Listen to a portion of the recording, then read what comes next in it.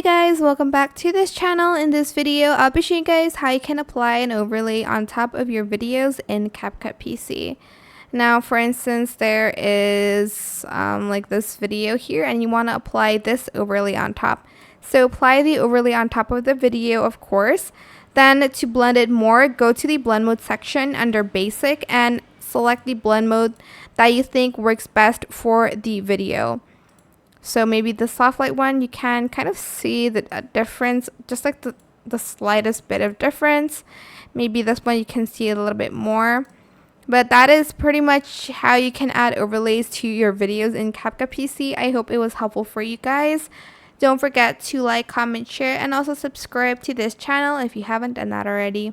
If you have any more questions about this video, just leave it in the comment section down below. I will try my best to answer them all for you guys. If you found this video helpful, please click the thanks button as well. That is it. Thank you so much for watching. Bye.